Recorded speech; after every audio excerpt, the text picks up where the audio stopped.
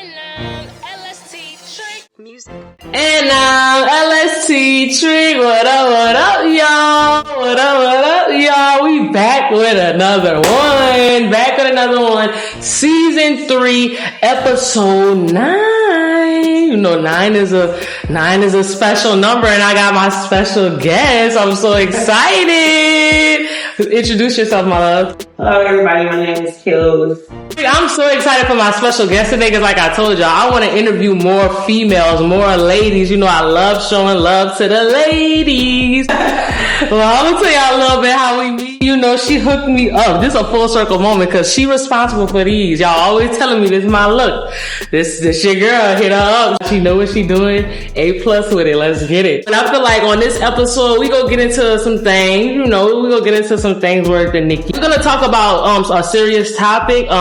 You know, I say I love all the mothers. Shout out to all my mothers out there. You know, y'all are the queens of the world. You know, it's hard being a mother. I haven't experienced it yet, but I can only imagine. So we gonna talk about kids with autism, being a mother to kids with autism. So first of all, tell me your story, like when you found out you had a kid with autism and what's her syndrome? Okay, so when I first found out she was 3, she's 8 now. Okay, so they don't tell you when they born? No, you don't know. Oh, I thought they run tests while you pregnant. Yeah, so even with them running tests while I was during pregnancy, everything was coming back normal. Every test they ran was normal. Oh, so there was no signs of delayed neurodevelopment. There was no signs of anything. So I didn't find out until she was 3. And once she was diagnosed, they consider her to be level 3, which is considered one of the worst cases of autism. What? Yes. And why is level 3 one of the worst cases? So she has tantrums. She's non-verbal. So all in all, like, she can be aggressive. So sometimes, like, she can be aggressive. She might bite you. She might kick you. She might hit you. It just depends on how she's feeling it. Definitely. No, I work with kids with autism. I have experience with kids that throw tantrums. I work close with one where I had to walk around with him every day, and they said he would throw chairs at people and desks, but he didn't play that with me. I feel like it's the vibe of the person too, because I feel like they're very aware too of their surroundings. Like, people think because they have autism, no, they're very smart, very advanced. So, yeah, very, very smart. Yeah, I feel like as long as you treat them right, you go get what you give. I feel like in some cases, but you know, in some cases, some like we say some. Okay, so how was it receiving the news? Initially, when I received the news, I was just not. I bet. I was basically one of those moms like, no, I'm not listening. Not my child. I wasn't hearing, but as time kept going on, it's like, as a parent, you know, right, you know something going on. You know she not developing at the rate of other children, so you kind of just come to a point where you just like, okay, accept this. Facts. Okay, so like, when did you experience it? When she was a newborn, or like when did you start experiencing her levels of tantrums and different things? I wouldn't say when she was a newborn, because she was like, she surprised sometimes, but it was like typical newborn behavior. Right. Wanted a bottle, wanted to be changed. When I first started noticing like severe changes, like probably around when she was 18 months. Okay. But I just thought she was just spoiled. Like, right. Like we are. I used to hold her all the time, everything. She cried, she wanted candy, I give it to her. So I just figured she was spoiled. Okay. So how has it been? You tell me what you want to know. This, I'm letting you have the floor. What you want to tell people with autism? You got to go follow her on TikTok. I'm gonna drop her @name because she's always talking about mothers with autism, and you know, people be having these certain opinions. I be commenting because I love the fact that she's so open and vulnerable about her story. So for one, I feel like until you have a child with special needs, whether it be autism, whether it be Down syndrome, whatever special need it may be, don't suicide. Yeah, because in a lot of situations, like there are videos that go viral of children with autism specifically, where they might hit the mom or fight the mom. Oh yeah, I see a lot of those people in the comments going in. Comments like, "Oh, I would have did hit him, I would have knocked him out, or I would have did this." But it's like autism. Like, there's different levels of autism. I'm saying that. So in my daughter's case, like, you might pop her or like discipline her, but some kind of shit like that. Like, what that's gonna do? Right. So what is they really gonna do? You started a challenge. Now what's up? Yeah, and so basically, you're gonna run yourself crazy trying to deliver a form of discipline that will be for a neurotypical child. So basically, I would suggest that like just don't speak on it. You don't know what you would do in those situations. Right? Especially if you don't have a kid with autism or you never dealt with it. How are you in the comments telling a mother what they should do? Yeah, it's definitely. And I saw a video like that. This little boy, he was running around the store in Walmart. I think he was trying to hit his mom with a pot, and it was like he know better. And it was like he know. So do you feel like? Because I'm like, dang, a pot don't get knocked out by your own child. Yeah. So I also feel like it depends on how you raise your child. Okay. My child, don't pick up a pot. Don't. Right. So I feel like it depends on how you raise your child. So you can instill in them different levels of discipline or redirection. But I can say like physical discipline. Yeah. And people feel a way about doing that to regular kids. Like they don't believe in whooping kids. That's a big thing on the line. I don't feel like there's nothing wrong with a little love tap, but people have their own views about that. It depends on what the situation is about. Okay, so tell me, I heard you say it's a difference. What's the difference between autism and Down syndrome? Like, honestly, I haven't looked too much into Down syndrome. Okay. But from my understanding, a lot of children with Down syndrome, they can speak. But what I have noticed, I guess they have like a particular, like what they say, look. Okay. A lot of them are high functioning. Like a lot of them can speak, they can learn different things like life skills. Yeah, I see them I see like some of them, they have regular jobs. They work at Walmart, grocery stores. As far as autism, we have children with autism that can work regular jobs and that are high functioning as well. It just depends on the severity of the case. Okay, so let's talk about your experience with schools. I know you said at a ARD meeting you had to go off. So like, what's your experience with the schools and the teachers and how do they deal with her? Do you feel like they're developing, like she's getting her right development in the schools? No, absolutely not. As far as the school system, public schooling, 0 out of 10. Not 0 out of 10. I be hearing 0 out of 10. I don't recommend. However, I do feel like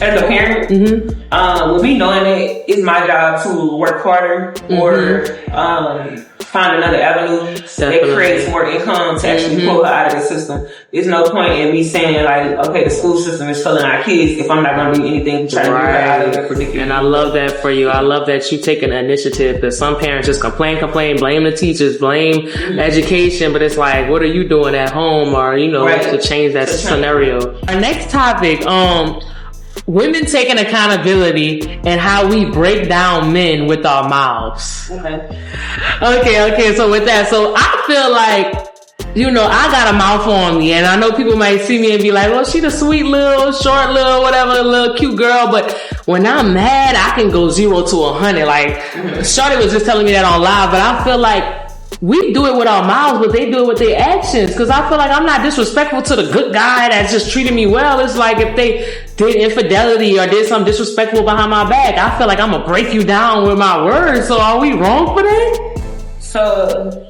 in my opinion, for one, I have done it. Okay. I've broken men down with my words. I get mad. I say whatever. First thing comes to my head, how I feel at the moment. But what I have learned is, just because I break them down, I make them feel less than, it doesn't make me feel better. You see what I'm saying? That's so true. It's like, regardless of what I say out of anger, whatever he did or may have done, just because I make him feel down, it doesn't make the situation better. Right? Yeah. So now I'm just like, I'm learning to either wait till I calm down to express what I'm actually feeling clearly, right? Or I just remove myself from the situation. Yeah, I love that. Definitely heavy on removing yourself from the situation, because I feel like I was on a hamster wheel. Every day I was just arguing with my guy at the time. So my thing is, I know you said it don't make yourself feel better, but my thing is matching his energy though. Like, I feel like you did some disrespectful stuff, so I'm a tell you about it, but then I just feel like it's also, it could be a more feminine way to say the things. Right. Yeah, a softer way. At the time, before I feel like I grew into the space that I'm in, yeah,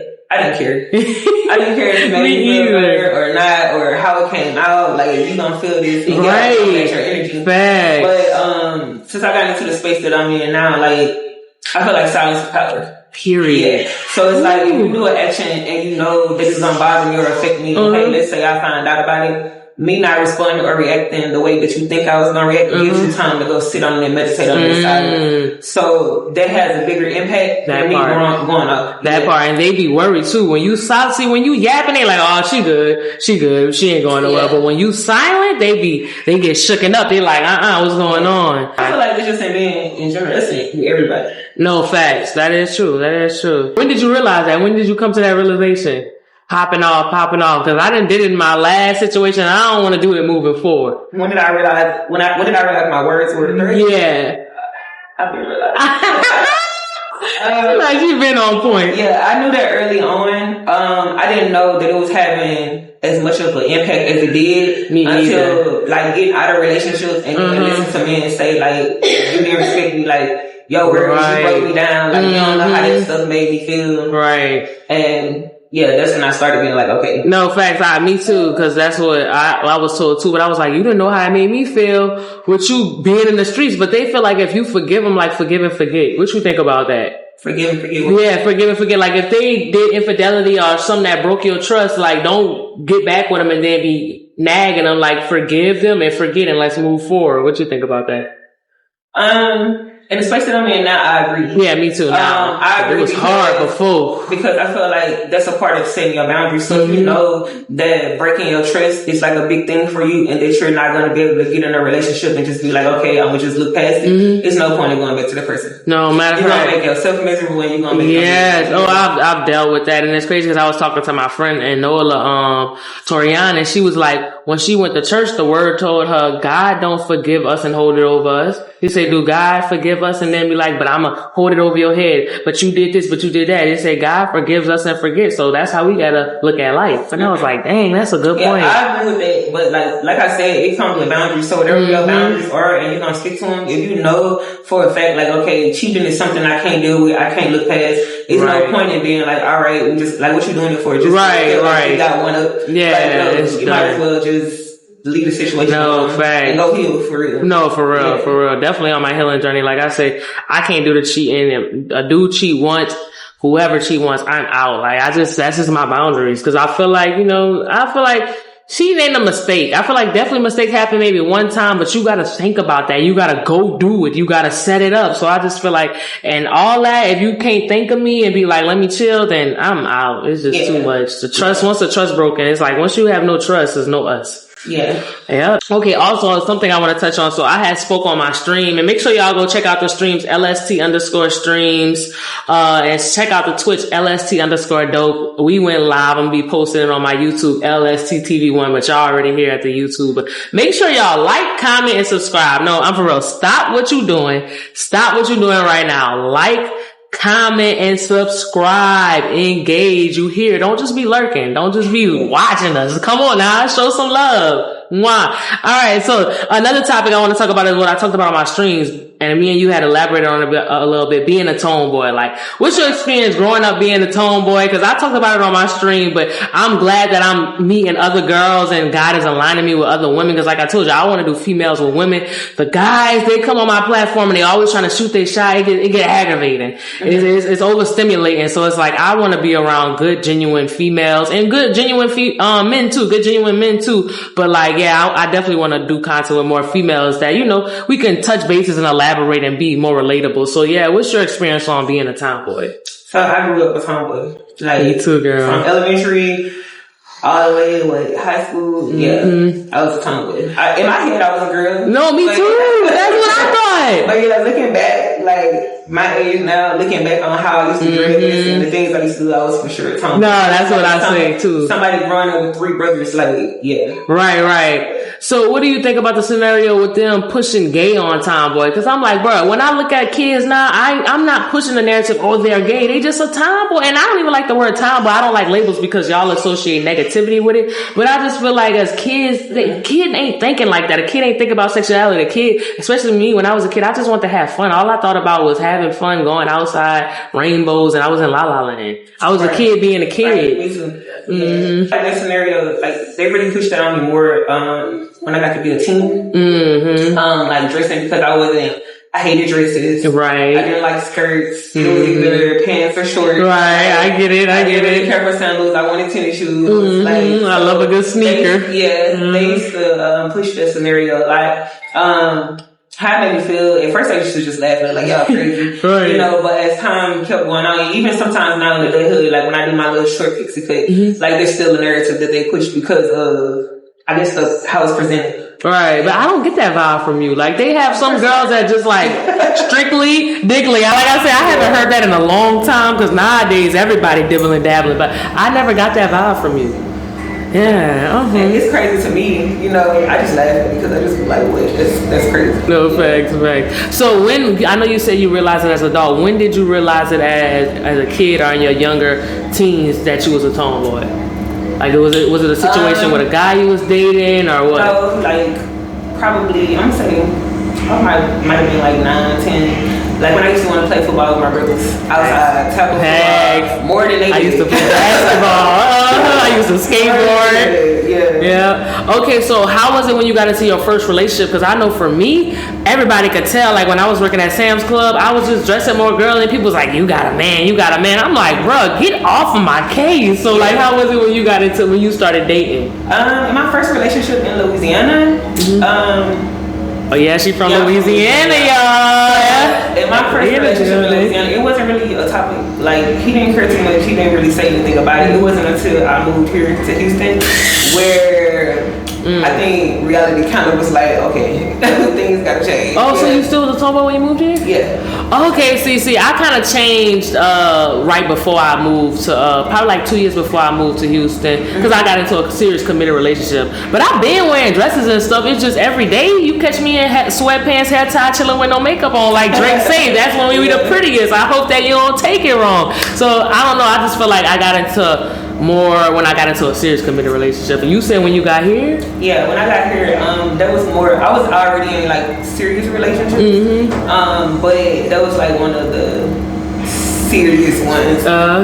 So it was just like being with somebody from another culture and then just being asked certain questions, like for instance, like why you don't have lotion, like why you not carrying a purse, and I'm just like you know, and those questions I couldn't answer. Yeah. And then it's like after meeting different women and being around different women, I started being like, okay, yeah. No, same here. That's how my ex was, but like I said, mine's happened in Louisiana. When I first got with him, he was like, you know, I usually see girls have perfume in their purse. Like I had perfume, but I left it in my room. He's like, I see girls carry that around, like, you know, they put it in their purse and stuff. And I just had to realize, and that's when I started latching on my sister, because my sister, me and her, the total opposite. I'm tomboyish and she's super girly, so she had helped me and she was like buying me clothes. Because my mom, she kind of tomboyish too. Now that I think about it, I'm like, I am my mother's child. Like my mom is girlier when she got older, but when she could tell me about her childhood, I'm like, yeah, I'm probably mirroring you. Yeah. And see, I feel like with my mom growing up, it was more so we were focused on independence. It wasn't that part. It wasn't go put lotion on, go put perfume Facts. on. It was like, get money. That's how my mama was. I'm telling you, she raised me to be a hustler. She was a hustler. And sometimes when you focus on that, guys deem us as masculine because we having our own. I remember you was telling me that guys be intimidated by. Yeah, that's a big issue. Yeah, so elaborate on that. When they find out like you work 2 jobs and stuff. Yeah, so with me working 2 jobs, going to school, taking a real estate class. Sound like deja vu, bro. 2 businesses. Like I run into a lot of men, and then being a special needs mom. Period. I run into Black a lot girl of men magic. that are like, I can't offer you nothing. So what I'm supposed to do for you? They sound very low vibrational. Yeah, definitely. Yeah.